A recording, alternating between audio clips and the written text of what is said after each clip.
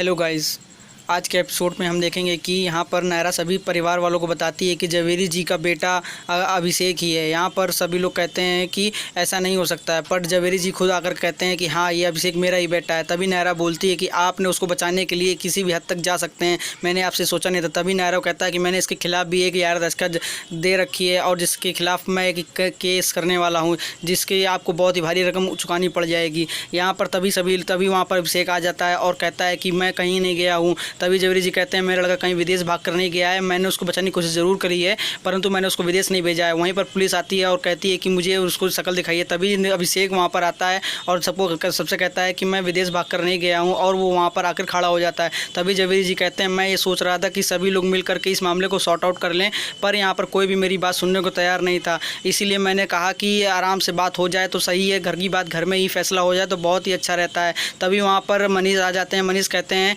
कि मुझे बहुत ही गुस्सा आ रहा है अपने बेटे पर। तभी यहाँ पर मनीष और कार्तिक की बहस होने लग जाती है। कार्तिक कहता है कि पापा आप समझिए, मैंने कुछ गलत नहीं किया है, मैं भी जो कर रहा हूँ मैं सच्चाई का साथ दे रहा हूँ। तभी मनीष कहते हैं तुमने हमेशा नायरा का ही साथ दिया है और कभी भी फैमिली के बारे में नहीं सोचा है, पर मनीष मानने को तैयार नहीं होते हैं और कार्तिक कहता है कि मैं सत्य का साथ दे रहा हूँ। तभी मनीष कहते हैं ये तुम अपनी बकवास बंद करो और मुझे तुमसे कोई भी बात नहीं करनी है, तुम हमेशा नायरा का साथ देते आ रहे हो और देते ही रहोगे, इसीलिए तुम ऐसा करो कि तुम मेरे घर से निकल जाओ। अब तुम्हारे इस घर में कोई जरूरत नहीं है, मैं तुमसे जितने छोटे भाई से प्यार करता हूँ और मैं उसको कभी भी दुखी नहीं देख सकता हूँ। तुम्हें नायरा और तुम्हारी वजह से मैं उसको बहुत ही परेशानी में झेलनी पड़ रही है, इसलिए वो कार्तिक कहता है कि आपको मेरी वजह से दिक्कत हो रही है, इसलिए मैं अब घर छोड़ के जा रहा हूँ। तभी वहाँ पर मनीष कहता है कि हाँ निकल जाओ मेरे घर से, और तुम्हारी यहाँ पर कोई जरूरत नहीं है, मैं अखिलेश से कह रखा हूँ, मैं उसको बचाने के लिए किसी भी हद तक जा सकता हूँ और मैं कुछ भी करने को तैयार हूँ। तभी कार्तिक कहता है कि ठीक है पापा, मैं आपके कहने पर घर छोड़ के जा रहा हूँ। तभी नायरा कहती है कि ठीक है चलिए, और वहाँ पर कार्तिक कहता है कि ऐसा करो चलो। तभी वहीं पर कायरव आ जाता है और कहता है कि मुझे नहीं जाना है, और कायरव आता है तो देखता है कि यहाँ पर सबकी लड़ाई हो रही है। तो कार्तिक कहता है कि बेटा चलो,